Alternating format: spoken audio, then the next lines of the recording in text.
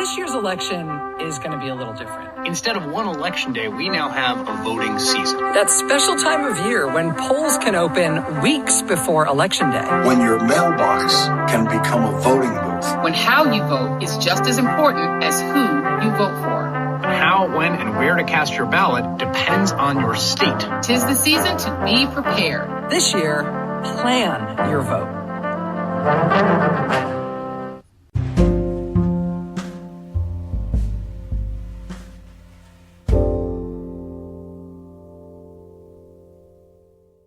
Welcome to The Politicrat.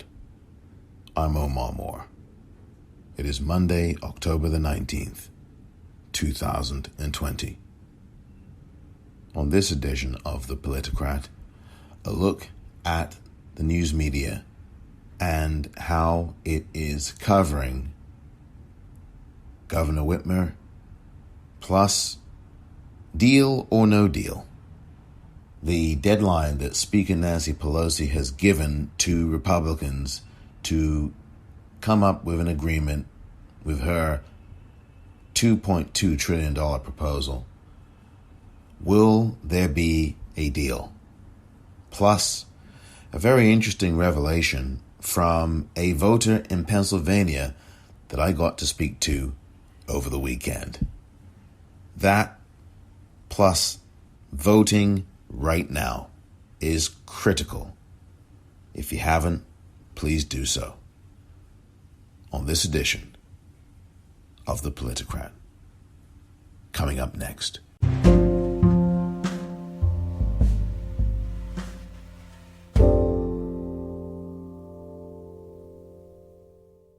What does something like this do to you personally? I know how you're acting professionally here. I'm just wondering how this impacts your family personally. I mean, that's a lot to deal with.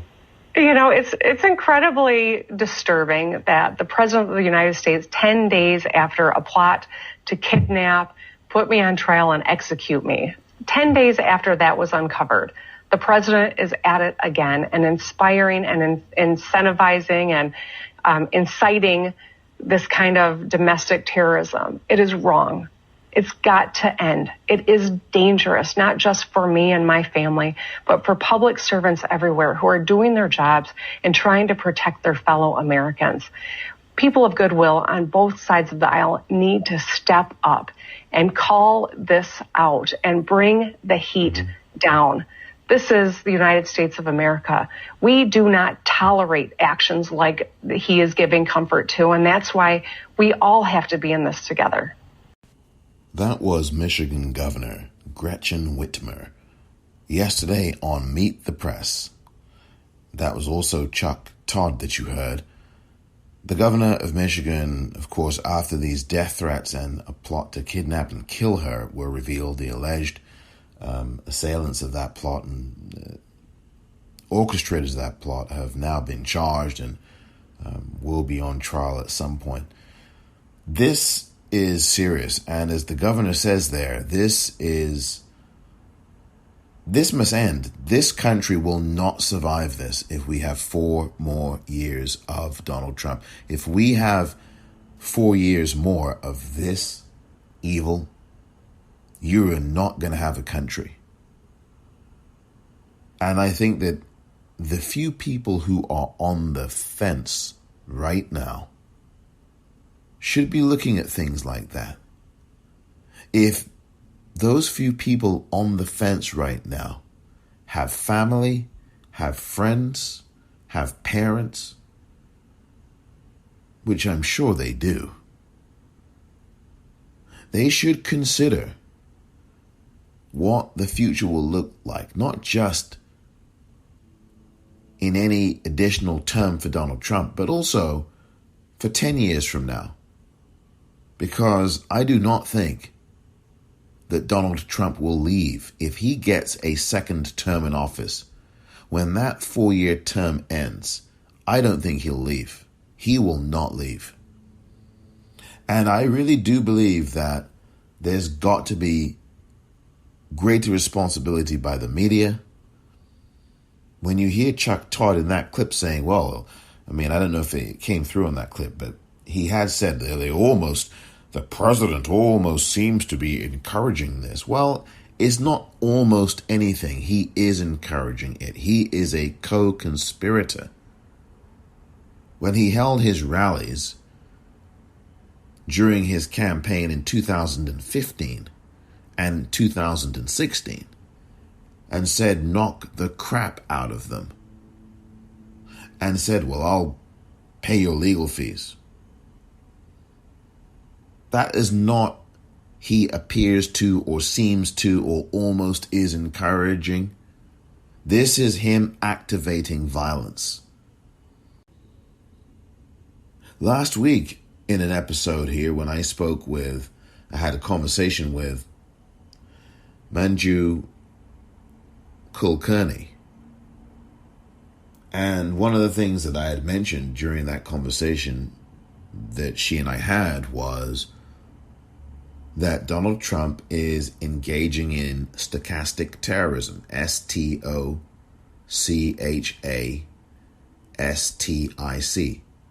stochastic.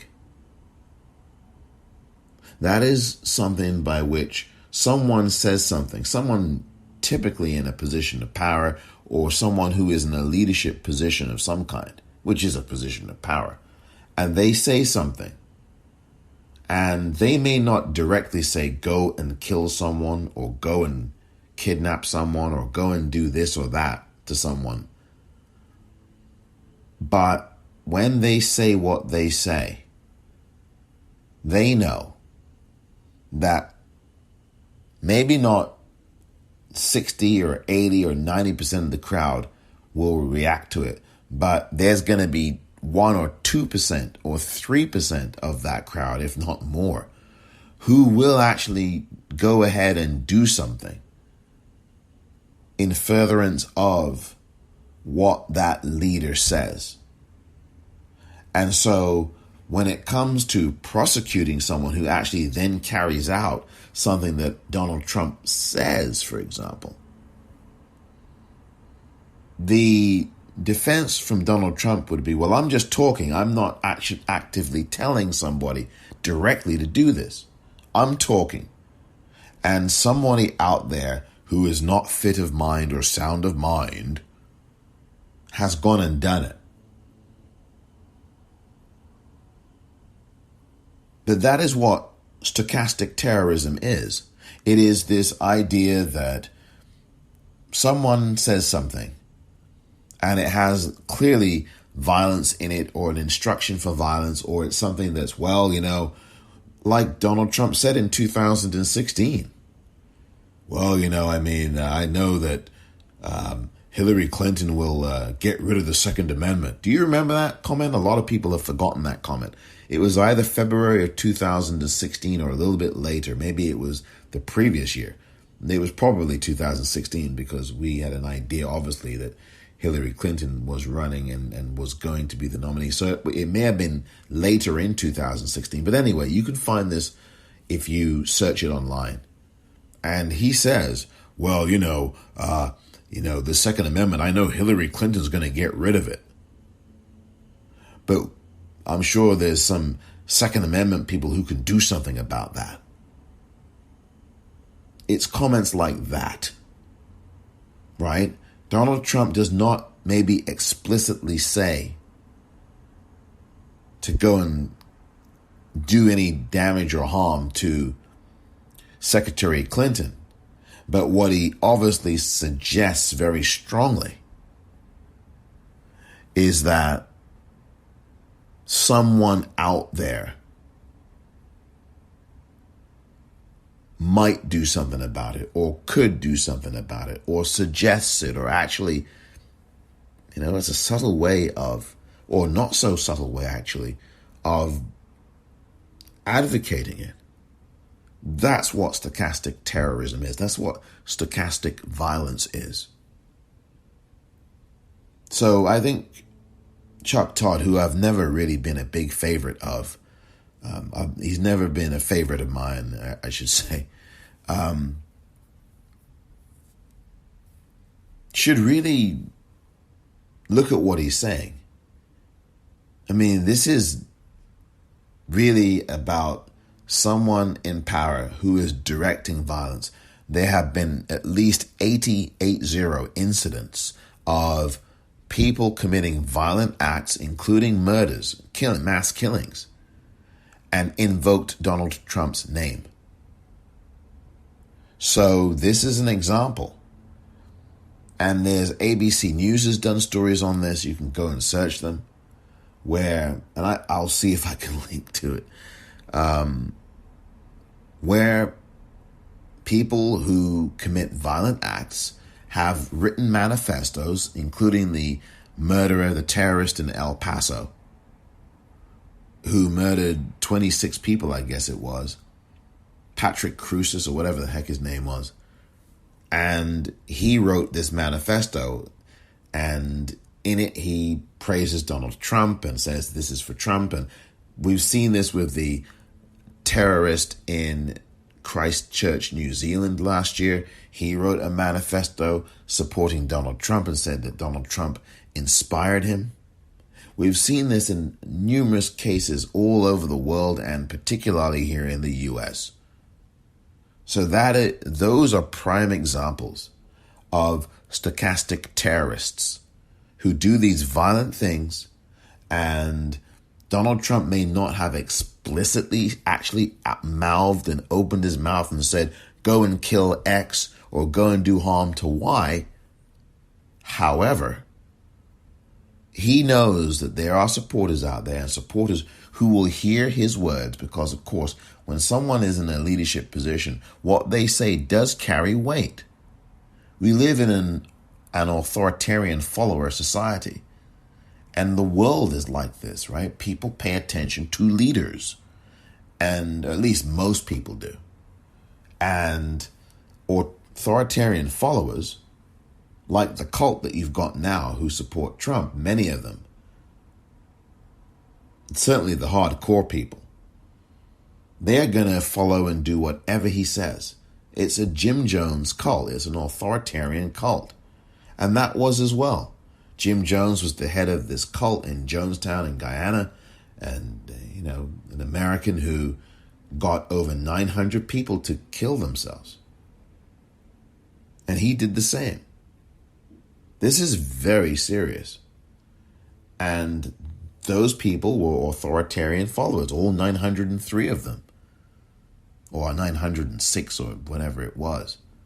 All those people who died, who killed themselves, were authoritarian followers. And you now have people who follow Donald Trump. A sizable contingent of whom are authoritarian followers. They are. They get very angry when you challenge them. They get very upset, and they're always vitriolic. It's a really toxic mix, and it's very dangerous. But I have an example coming up next of somebody who actually, I'll tell you the story about someone that I encountered during a phone bank over the weekend that I actually did for Joe Biden's campaign. You will not want to miss this story coming up next.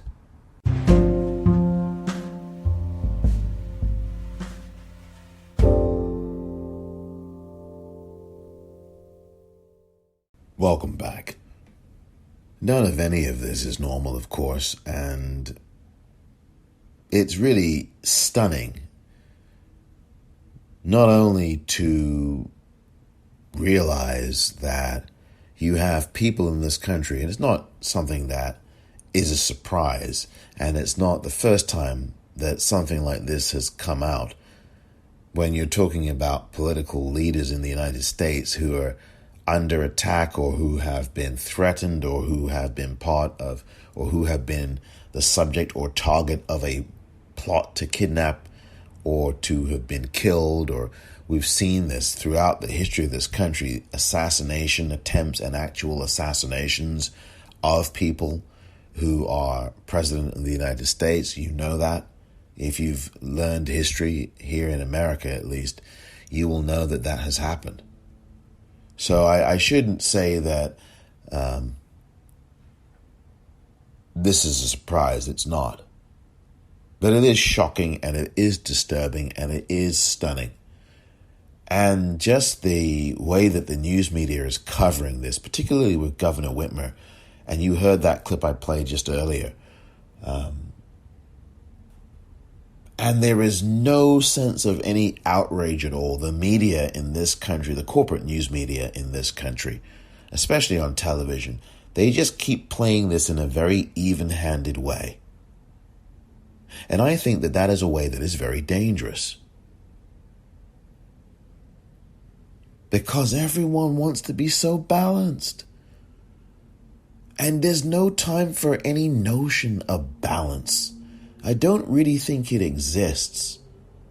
And there certainly is no notion of balance when you have a governor of a state who is being actively threatened, who is being actively plotted against, who in April and May of this year was the target of mobs of unruly, violent, dangerous, terroristic white men.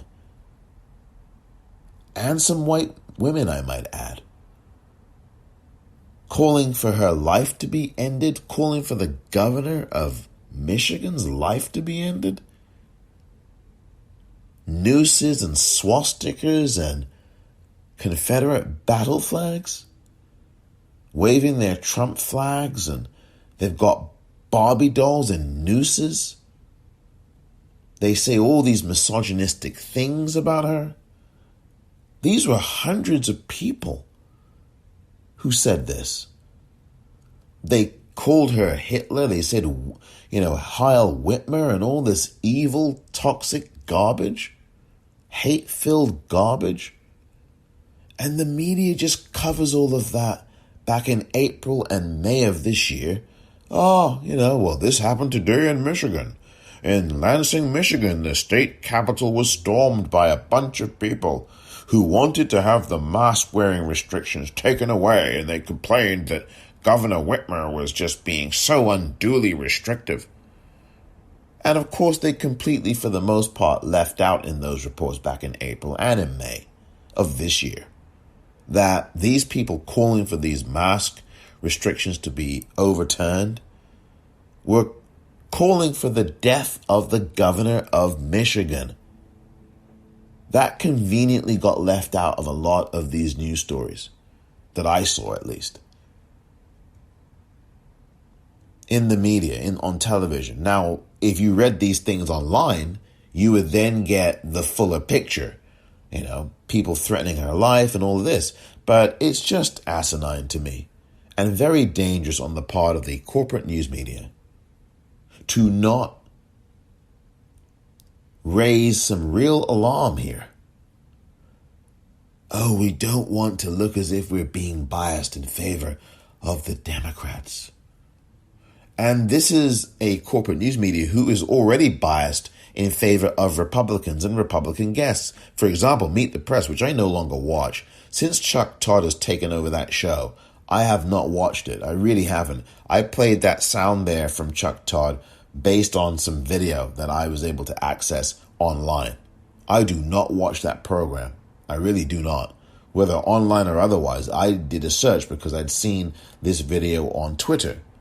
And the audio that you just heard comes directly from that video. I have no business watching Chuck Todd. But I don't want to go into a diversion on Chuck Todd and his journalistic integrity. I use that word integrity and put air quotes around it. But the corporate news media in the United States is already predisposed to the Republican side. First of all, it's the Republicans who champion the corporations and the huge cuts to taxes for the corporation industries complex, the corporate complex, as I call it now. The corporate complex gets all of these tax cuts And the Republicans are championing all of that. That's what they do. And have done so for many years. And the media is owned by corporations now here in this country, 96 or 97% of it. And they have been for a long time predisposed to right-wing or Republican guests, having them on. And they usually have a Democrat on who is not progressive. He or she or they are centrist Democrats, centrist to right, if they have on Democrats at all. And so that's the story. That's how the media works in the United States, the corporate media, corporate news media. And this is how they behave. They put on more Republicans than they do Democrats. They typically spend more time talking about Republicans than they do about Democrats. There aren't a whole lot of interviews with Biden supporters, for example. You'll see some here and there. If you watch Erin Burnett, you might see on her show on CNN out front, you might see some there. You might see some, MSNBC may occasionally show you, and I haven't even really seen any on MSNBC, interviews with Biden supporters. But what CNN does largely, Erin Burnett aside, and there are some exceptions beyond Erin Burnett, but what CNN loves to do is stick a microphone in the faces of Trump supporters. And Trump supporters are a minority in this country. But you wouldn't know that from watching CNN. You wouldn't know that from certainly Fox, we know obviously are going to do that. But they are a minority. And what the media in this country does is go to the loudest, angriest minority of people and blow them up, not literally. Amplify them would be the better word. As if they are somehow this contingent of 60 or 70% of the United States population, which they clearly are not. And that's the disservice that the corporate news media does. They maximize the minimum and they minimize the maximum. There was barely any coverage over the weekend, for example, of the Women's March that was happening all over this country. Even with this COVID-19 pandemic, where was the coverage about the millions of people in various cities all over the country who marched as part of the Women's March, the second Women's March of this calendar year? And yet there was barely any coverage at all. I didn't see anything in the corporate cable news media on television about this march. You know where I found out about it? Local news on television. Had I not tuned into that over the weekend, I would never have known. Never. And these were thousands upon thousands upon thousands of people. Women and men and people in general all over the country. And there was barely a mention of it in the corporate cable news media. In fact, there wasn't any mention that I saw during this weekend. I mean, but yet, there's no problem finding some Trump supporter to stick a microphone in front of. That's the problem in this country. We've got a corporate news media that is hell-bent on showcasing Republicans. And Republicans usually say the most outrageous things. They lie. They say things that defy logic. And they discount facts. And the corporate news media bosses say, well, that's a good idea. Let's put him on. And they do. Then you've got someone like a Chuck Todd or someone else arguing against someone who doesn't believe in facts, which is a poisonous thing. Because then you're legitimizing the person who doesn't believe in facts. And that's not only dangerous and problematic, that is just unjournalistic. You should not be inviting people on your air who do not believe in facts. You give license to this whole erosion of truth and facts, when you invite on people like these Republicans, like these fanatics, like the sycophants and cult members of Donald Trump and the GOP, who are out there spreading lies and saying that facts don't matter. I mean, this is just the kind of landscape that the corporate news media has gone down, and it's a really dangerous and appalling landscape to go down. It's really bad. I had a phone banking situation this weekend as I did some phone banking for Joe Biden. And I urge you to do the same now.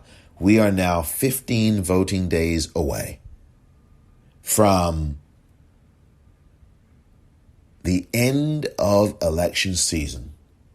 And I know maybe some of you are fed up of hearing about voting early. I know some of you may be fed up and you just cannot wait until this election season is over. You just want to get to the end now. Well, we are almost at the end of all of this. And in 15 more days of voting, we will begin, at the end of that time, we will begin to get an idea of who has prevailed in this election. Over 28 million people have already voted. Over 4 million of those voters are from Texas. That's 1/7 of the early voting population already. Texas leads the way as the state with the most votes cast so far, 4 million plus. Second is California with just over 3 million. And then third is Florida with around 2.5 or so million. Now that's as of the time I'm recording this, and that's according to the United States Elections Project. I also want to say, by the way, that today California's deadline to register to vote comes today. I mean, it's an unofficial deadline because, and I want to apologize yesterday because I, erroneously said that there were some deadlines coming up, and I want to just revoke anything I said in terms of the initial broadcast, because I did actually provide a correction, and that correction stands. So I want to stay away from that because I really did get that wrong about Michigan. Even in a lot of these states, there are certain voter registration deadlines. But what happens is that these deadlines are deadlines that may be online registration deadlines as opposed to actual in-person voting deadlines. Because in California, you can do day and date registration. So I will certainly get back with anything on all of that should there be an issue. And it's very important because these are critical things you want to make sure that you're accurate on. And I like to pride myself on being accurate, and when I've made a mistake, I definitely want to make sure that I not only apologize for it but also correct it. And this is the key for California tomorrow. Today, the 19th, today is the last day to register online. So that's the key here. And that's what you need to know. Today is the last day to register online. So if you are in California like I am, and you have not yet registered to vote, do please make sure that and if you want to do that online, do please make sure that you register online today, October 19th. So that you can do that. Otherwise, you will have to register in person.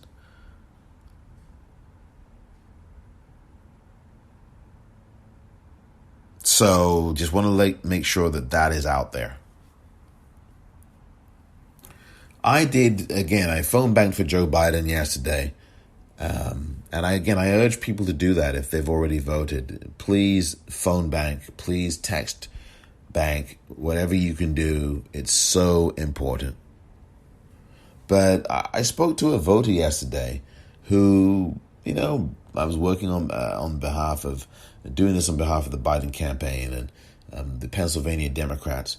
And I spoke to a voter yesterday in Pennsylvania and had, called and spoken to this person. And he was a very cordial, decent person. And from his voice, he sounded like a white male. I think he was. I don't have any confirmation of that.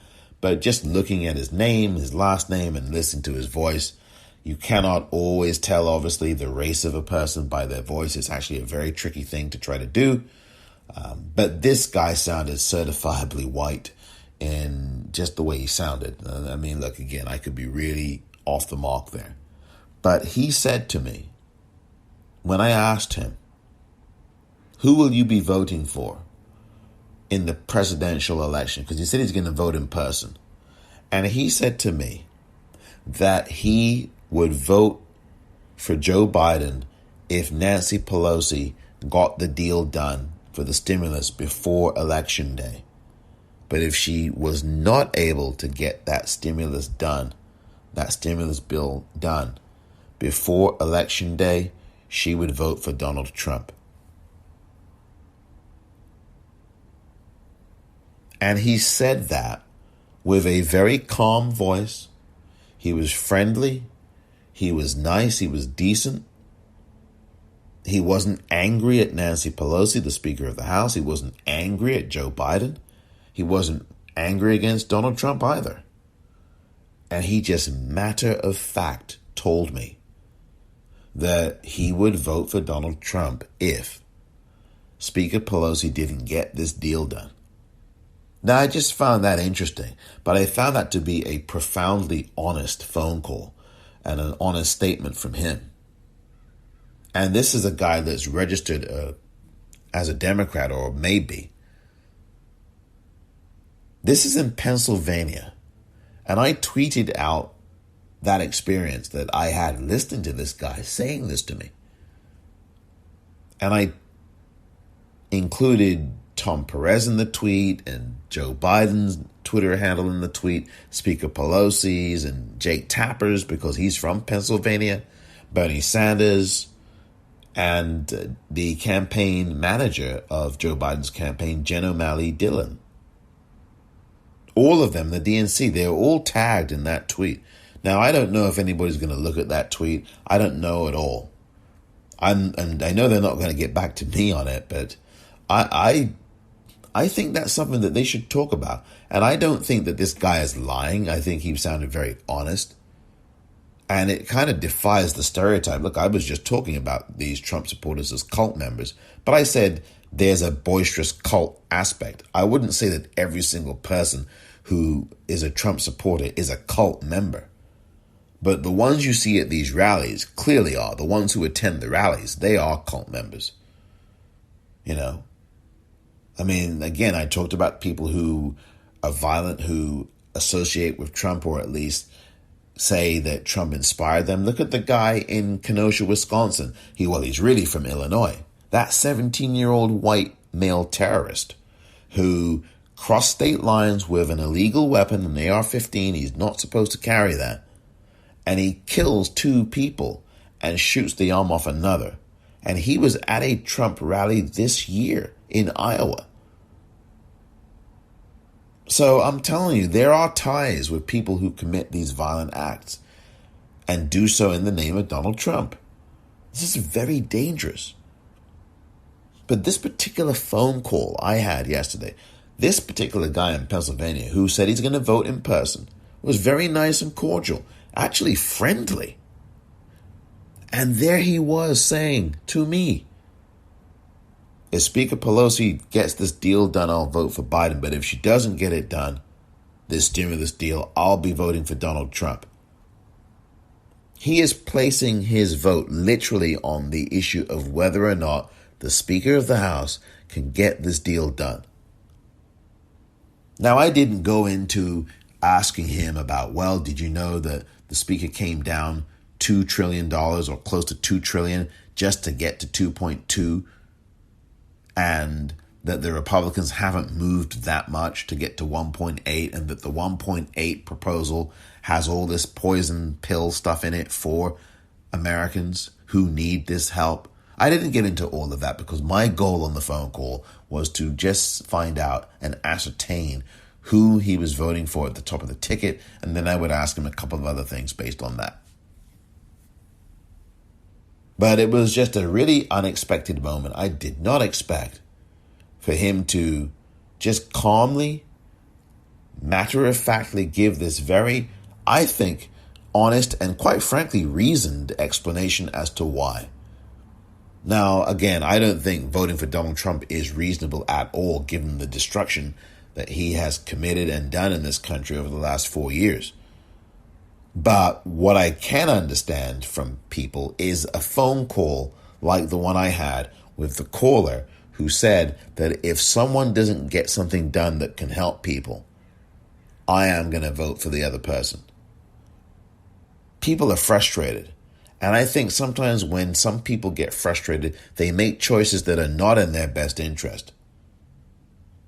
But there is a very real pain and impatience with people who are fed up of the politicking, and the Republicans have politicked more than anybody. But I found it very interesting that he mentioned Speaker Pelosi specifically, mentioning a female politician. I found that interesting too, by the way. That's the other thing that's going on here. When Mitch McConnell, the male politician on the Republican side, was the one that abandoned stimulus talks back in the summer when Speaker Pelosi was pushing for a new round of it, and Mitch McConnell was saying, oh no, Speaker Pelosi, you can forget about that. You can go and look that up. I am not making that up. Yet this male caller I spoke to, again, it was a very nice person. He was very kind and nice, and he ended the phone call with, take care, friend. And it wasn't sarcastic. He was being very genuine. At least I certainly detected a very genuine aspect to him. But I do find it interesting that he didn't mention Mitch McConnell or any of the things that the Republicans have done to delay any kind of relief. And now this week, Mitch McConnell is putting this ridiculous $500 billion bill package together, which is just nonsense. He knows very well that no one's going to sign and vote for that. They're not going to vote for that in the House. They're not. That is not going to be accepted. It's going to be rejected out of hand. And he knows this. Oh, well, and he will be ready with his, well, the Democrats, they refuse to deal with. Yeah, right. And then the bill that you put there that they refuse doesn't do anything for the American public at all. At all. Donald Trump's bill was $1.8 trillion. That's the one that Mnuchin was presenting. And Mitch McConnell and these other Senate GOP were upset. Oh, that's too high. And Wolf Blitzer last week talked about the bill, and he had the interview with Speaker Pelosi. I played that to you, how that unfolded. And the issue is people are getting upset at Speaker Pelosi. But again, on this, I will say, she has already made a lot of compromises. And the $1.8 trillion that Mnuchin is proposing has stuff in it, she says, that is not to the betterment of the American public. It's actually detrimental to them. And I ask people, would you take a stimulus check right now? If you're someone who needs a stimulus check, would you take that check right now, even if it meant that there would be all kinds of hurdles for you, all kinds of things that wouldn't be in your interest in that bill? That's the question I really would ask you. And I would also ask the Democrats in power, like the DNC, specifically Tom Perez, like others who are in the corporate hierarchy of the party. Will you now take voters like this man I spoke to in Pennsylvania via phone yesterday? Will you now take voters like him seriously? I really think you should. Because if he's expressing that view, and we can go back and forth on, well, is he being honest or not? I think he is. But if he is expressing that kind of a view, how many other Pennsylvania voters do you think may well be expressing the same view? This is something that I think Joe Biden's campaign must be aware of. And they should deal with it. Maybe they will internally, maybe they'll address it, maybe they won't. Maybe Speaker Pelosi might, maybe not. We have to, in the Democratic Party, they have to start taking voters seriously. And I think they are. I think Joe Biden's campaign is doing that, by the way. But it's the machinery, I think, in the upper echelons of that party that does not. This might be sacrilege to say, saying these kinds of things just 15 more voting days away from the end of this election season. But it is important to note that I had that conversation this weekend with a prospective voter who has not yet voted. He is hinging his vote on whether or not this deal gets done before Election Day. And I know there are people out there saying, it's Speaker Pelosi's fault. But they're not saying anything about Mitch McConnell at all. It takes two to tango, and it takes at least two to negotiate. Steve Mnuchin and Mitch McConnell and all these folks have not covered themselves in glory either, by the way. And now you hear that Speaker Pelosi has given a 48-hour ultimatum, which ends tomorrow. Do you think that there will be a deal tomorrow? I think that's a question that I will also leave for you to ponder.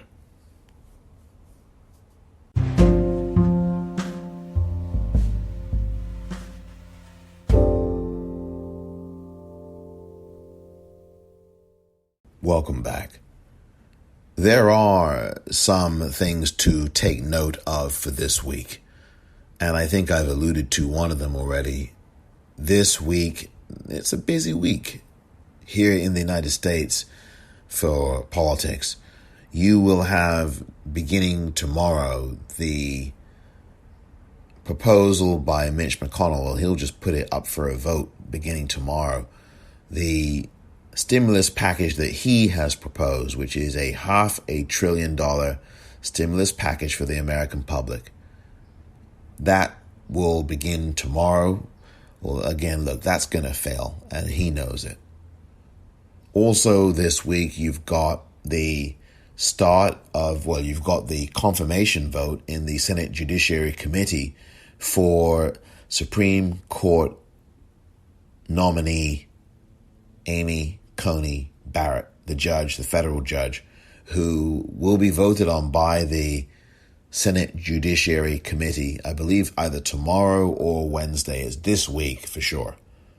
Everybody knows the outcome of that as well. The Senate Judiciary Committee, because it's controlled by the Republicans, will end up voting in favor of her nomination. And at that point, once that vote is done, her nomination will be discussed in a debate in the larger Senate of the 100 senators. So the whole Senate will get to debate on the nominee. And that debate, I guess, will be a day or two. And then after that, they'll have a vote on it. And I guess that vote might come as soon as the end of this week. If not, certainly, it would be certainly next week at the very latest, as Mitch McConnell and the others in the Republican GOP, well, in the Republican Party, of course it's the GOP, ram through this very dangerous judge in terms of what she could do on that court. It would give the Supreme Court a really insurmountable conservative majority, and they would lay waste to a lot of things that protect people in this country. Oh, and did I mention that this Thursday there is a scheduled second debate between Joe Biden and Donald Trump?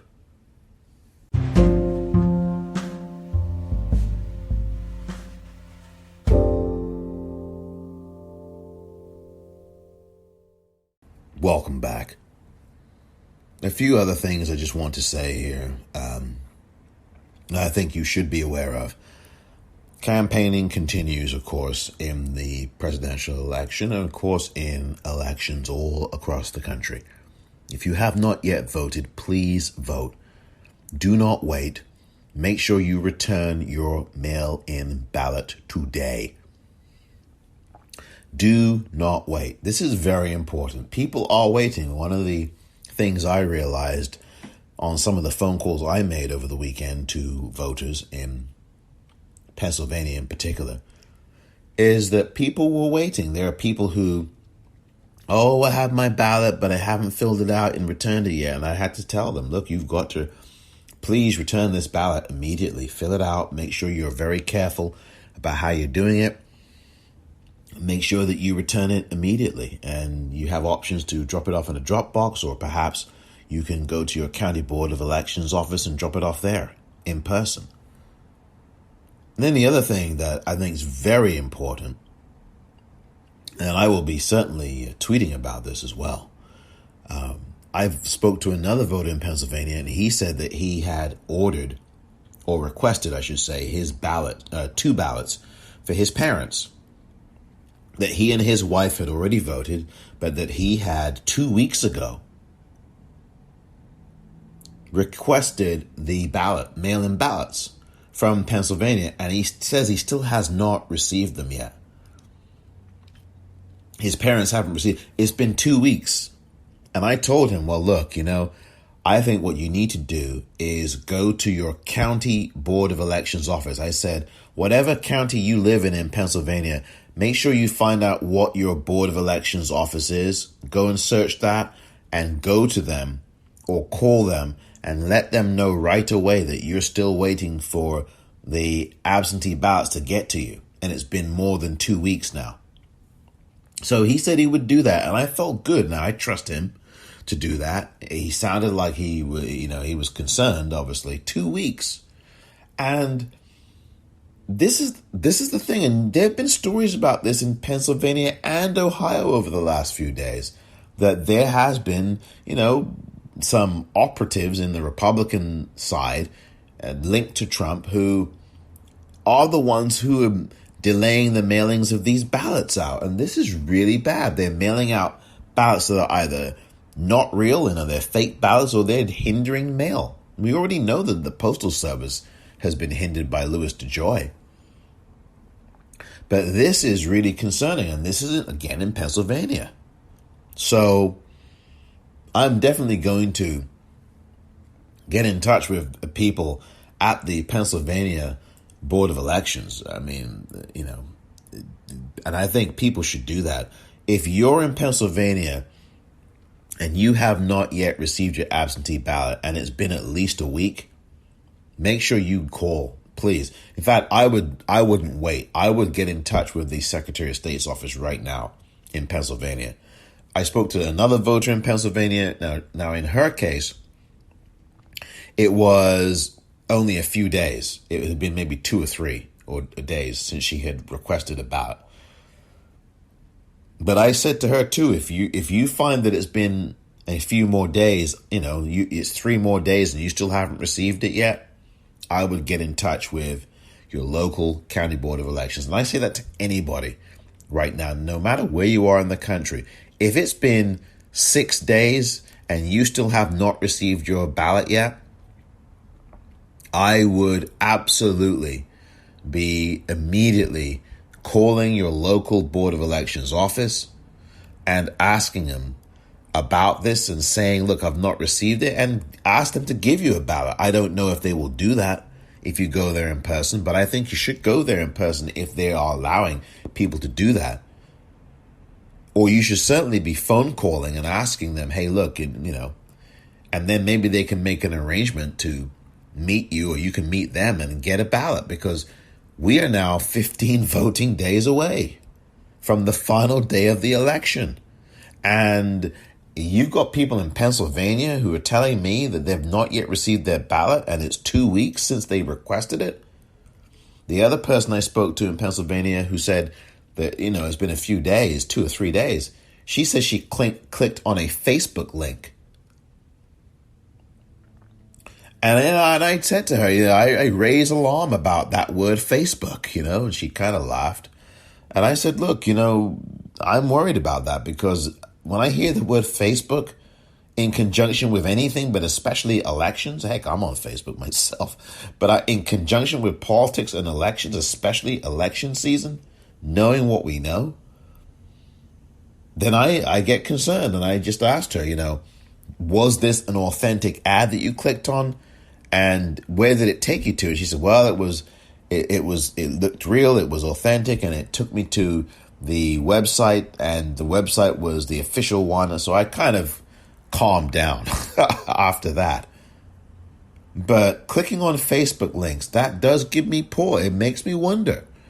It really, I'm telling you, this is what happens when there's no centralized information. Now, I think on Twitter, you can tell, right, when there's more of a credible ad, because you see if it's coming from, and they've banned political ads on Twitter in terms of the one, they've banned a lot of them, the lying ones. I mean, because Joe Biden puts out ads and all these other people put out ads that are obviously ads about their campaigns. But Twitter has banned all kinds of ads that are complete lies, right? They banned those. But on Twitter, you can tell if an account's verified, then you can trust that that's the official account. Unless, of course, it's been hacked, which doesn't often happen, and not as much as we might think. It does happen, of course. We had that situation in the summer where a lot of celebrities and politicians' accounts were hacked. I just think that's a Russian dry run. I know they arrested these 3 or 4 white teenage males from Florida. I know they did that, but they could be working for a Russian factory. Who knows? I have no idea. But anyway, that's a whole nother thing. But, when you go on Twitter and you see an account and it's verified, it's got the blue check or whatever you call that now, blue check, or if you're looking at the Twitter screen in dark mode, it's a white check. Whatever. The point is that the information from there can be trusted because it's verifiable and it's from a verified source. I mean, all the voting guide stuff that I have put out in my voting guide, it's all from these actual verified sources, the official people. My thing of getting the Michigan thing wrong is that I misread and misinterpreted what they were putting on their site. So that's my fault. But all of this is to say that I am concerned about that. I don't think it's happening on a mass level, but I do think that is happening. And this is part of what happens when you do not have a strong enough, when you don't have a national election law or election standards. And this is what happens when Mitch McConnell blocked election protection bills. Nancy Pelosi, this is the thing, right? That caller that I spoke about earlier from Pennsylvania who said he wouldn't vote for Joe Biden he'd vote for Donald Trump if Speaker Pelosi didn't get this bill done before Election Day. And by the way, on the poll that I'm doing on Twitter at the Popcorn REEL, many of you are saying this deal will not get done before the election. Most of you are saying that. But this guy, again, this caller who was, again, he seemed like a really nice person, decent person. He forgets perhaps that Mitch McConnell blocked 2 election protection bills last year that had been passed in the House. He blocked them. He refused to take them up. Didn't even make committee. They withered on the vine on the desk of the Grim Reaper. And perhaps we wouldn't have all of these things going on right now in Pennsylvania and in some other states if there were election protection bills that have been passed, which is why you've got to vote Democratic all the way down the ticket from top to bottom. That's really the secret formula here. And it's not so secret. Those are some of the things that are top of mind. The campaigns continue. Senator Kamala Harris will be back on the campaign trail beginning today. She will be in Florida, I think, for 1 or 2 stops. And I think Joe Biden will be in various places. Of course, that Donald Trump is going to be in places as well. I mean, the media just loves to cover him. I talked about that earlier. They will, it doesn't matter what he says, the lies that come out of his mouth, they'll cover all of those and make a big news story out of it. And yes, they will cover Joe Biden's campaign speeches live, but what they don't do is spend a lot of time talking about them in continuous news cycles or in continuous hours beyond. They play maybe a small snippet and then they move on. And that's what the corporate news media does. Is very much stacked in favor of Republicans and in favor of Donald Trump. Just look at the fact that $5 billion of free airtime was given to Donald Trump by the corporate news media in 2015 and 16 during the campaign he was running for the 2016 election. That's documented. CBS Market Watch did a whole story on this. So, there's a lot going on. There's a lot going on. And here we are, the final 15 days of voting in this very important general election. It's so important.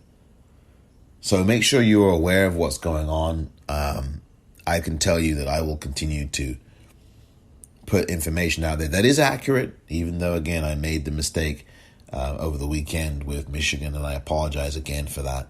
And I want to thank Sarah Reinhardt, who works at the Michigan Secretary of State's office, for correcting me. I really appreciate that.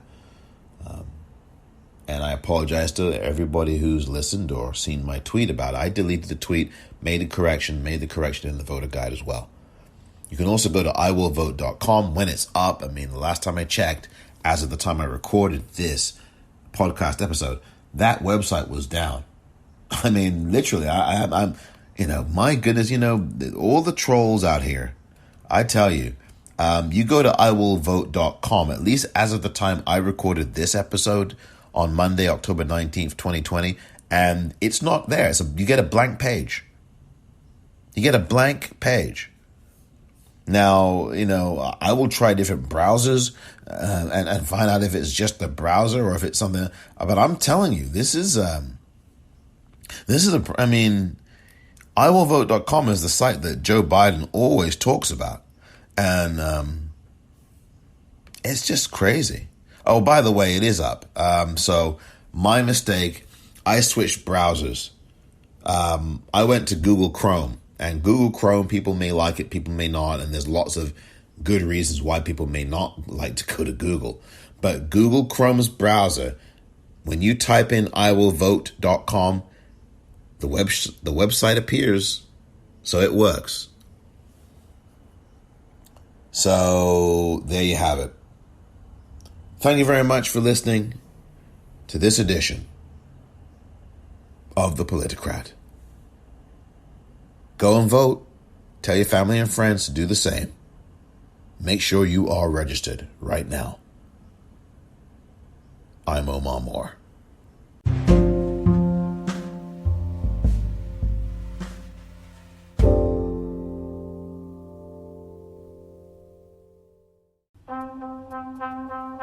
This year's election is going to be a little different. Instead of one election day, we now have a voting season. That special time of year when polls can open weeks before Election Day. When your mailbox can become a voting booth. When how you vote is just as important as who you vote for.